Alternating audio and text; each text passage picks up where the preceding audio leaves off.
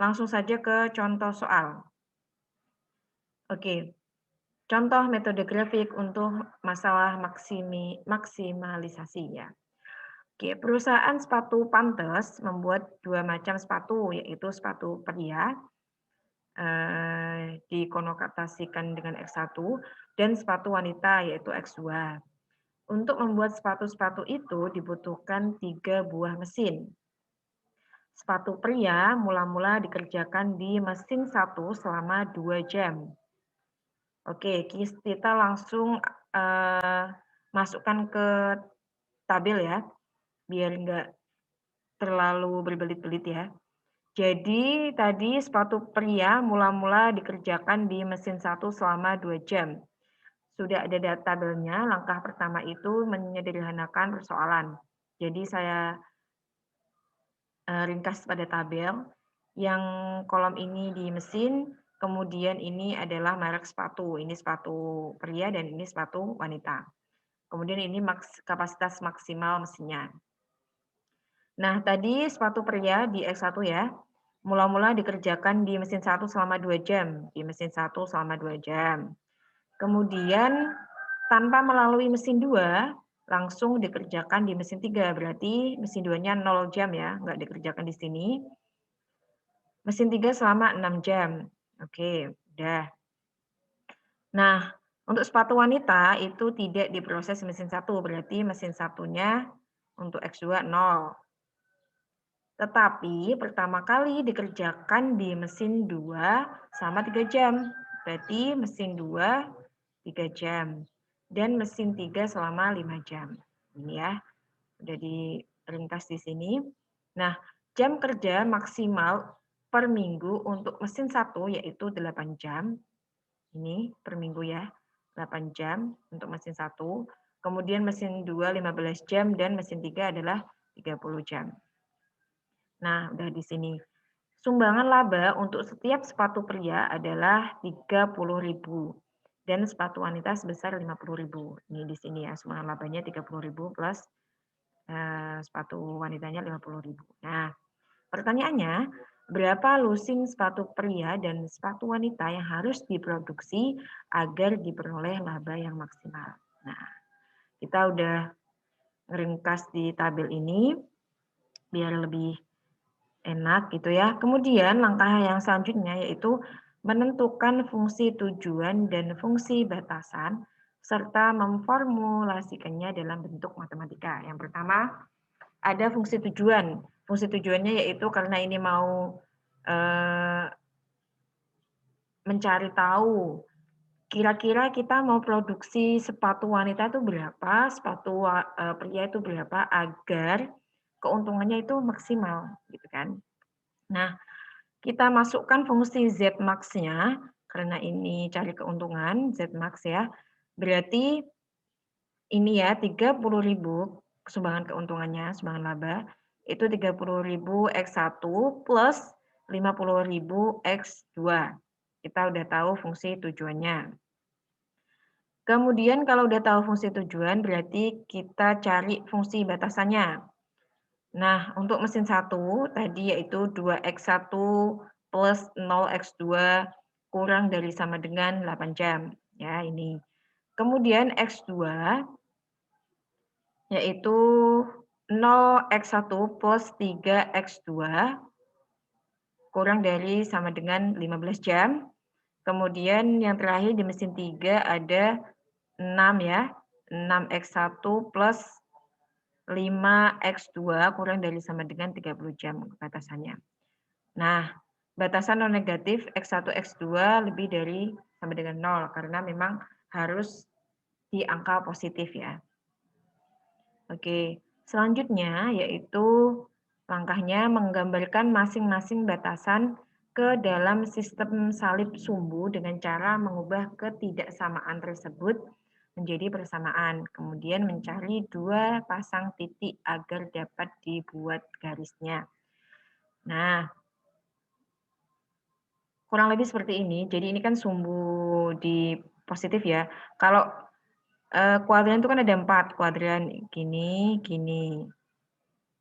Nah, di sini pasti negatif, sini juga negatif, bawah itu negatif. Jadi yang paling memang harus di kuadran yang positif, jadi di daerah sini. Nah, kita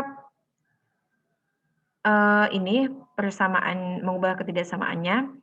Tadi di 2x, karena ini 0, jadi nggak usah ya, langsung 2x1 kurang dari sama dengan 8. 2x1 sama dengan 8, jadi x1 sama dengan 4. Kemudian untuk batasan yang kedua, 3x2 karena x1-nya 0, langsung 3x2 sama dengan 15, x2 sama dengan 5. Kemudian batasan yang selanjutnya, ada 6x1 plus 5x2 kurang dari sama dengan 30. Nah, asumsinya jika x1-nya 0, maka langsung 5x2 sama dengan 30, x2 sama dengan 6. Nah, jika x2-nya 0, maka 6x1 plus 5, x2-nya 0 sama dengan 30, x1 sama dengan 30 dibagi 6, yaitu 5. Nah, kita akan menggambar, gambarnya kurang lebih seperti ini, akan saya jelaskan. Tadi yang pertama, batasan yang pertama adalah x1 sama dengan 4, x1 di sebelah sini, x2 di sebelah sini ya. X1 sama dengan 4, maka kita tarik garis di sini. Nah, ini garisnya, ini adalah X1 sama dengan 4. Ini garis X1 sama dengan 4. Nah, kemudian untuk batasan selanjutnya yaitu X2 sama dengan 5. Nah, untuk X2 sama dengan 5 itu kita tarik di sini ya. X2 ya, di sini. X2 kita tarik seret. Nah, ini adalah garis X2 sama dengan 5.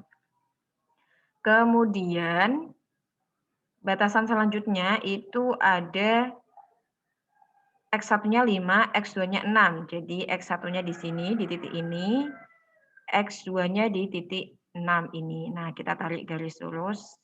Nah, seperti ini. Nah, ini kita sudah tahu batasan-batasannya. Jadi, ini adalah daerah visible. Apa itu daerah visible? Yang kita arsir ini ada batasannya di sini ya. Yang paling mendekati 0 ini adalah daerah visible untuk keuntungan maksimal. Nah, visible itu adalah penyelesaian yang tidak melanggar batasan-batasan yang ada. Jadi, ulangi, X1 itu ada di 5 dan X2 ada di 6. Nah, kita tarik garis. Nah, kemudian ini adalah daerah visible, daerah yang tidak melanggar batasan-batasannya. Nah, kalau di sini pasti melanggar batasan dari batasan 3 ini.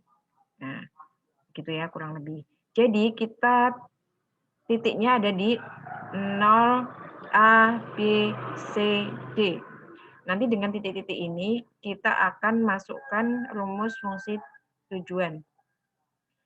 Nah, selanjutnya yaitu mencari titik yang optimal yang dihubungkan dengan fungsi tujuan, yaitu ada beberapa alternatif.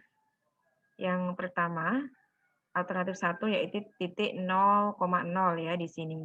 Di sini adalah titik 0,0. Otomatis Z-nya adalah 0. Kemudian alternatif yang kedua yaitu titik A. Titik A ada di sini. Nah, titik A ini adalah X1-nya 4, X2-nya 0 ya. Jadi Z-nya tinggal kita masukkan 30.000 kali 4 plus 50.000 kali 0 sama dengan 120.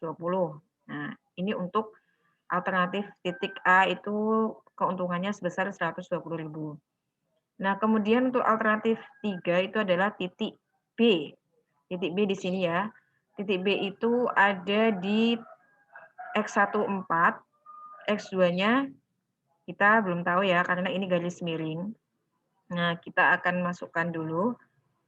Batasan 1 tadi ya, X1 sama dengan 4. Ini kan dia ada di batasan 1 di sini ya. Kita Nah, ada kemudian di batasan 3, di sini kan batasan 3 tadi. Nah, batasan 3-nya yaitu dimasukkan aja 6x1 plus 5x2 sama dengan 30. Nah, tadi x1-nya 4, berarti 6 kali 4 plus 5x2 sama dengan 30.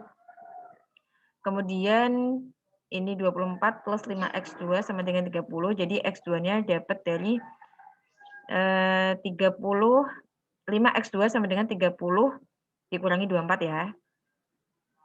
Otomatis x2-nya yaitu 6/5, jadi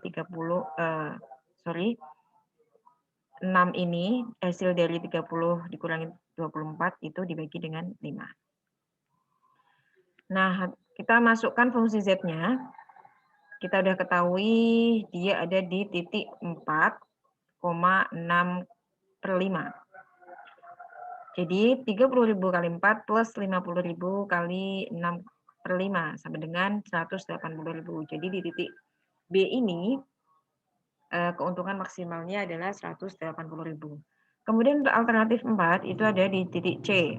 Titik C itu ada di sini. Ini adalah singgungan garis antara batasan 2 ya, ini batasan 2 dan juga batasan 3. Oke, batasan 2 adalah X1/5. X2 sama dengan 5. Kemudian batasan 3 itu di 6x1 plus 5x2 sama dengan 30. Kita masukkan aja x2-nya 5, otomatis 6x1 plus 25 sama dengan 30. X1 sama dengan 30 dikurangi 25, 5/6 ya totalnya. Jadi titiknya ada di titik 5 dan juga titik 5,6. Nah, kemudian kita masukkan ke fungsi tujuannya yaitu 30.000 kali 5/6 ditambah 50.000. Oke, sorry ini 5/6 plus 50.000 dikali 5 ya harusnya. Ini dikali 5. Nah, dikali 5 karena X2-nya 5. Oke, yaitu 275. Kemudian alternatif titik D.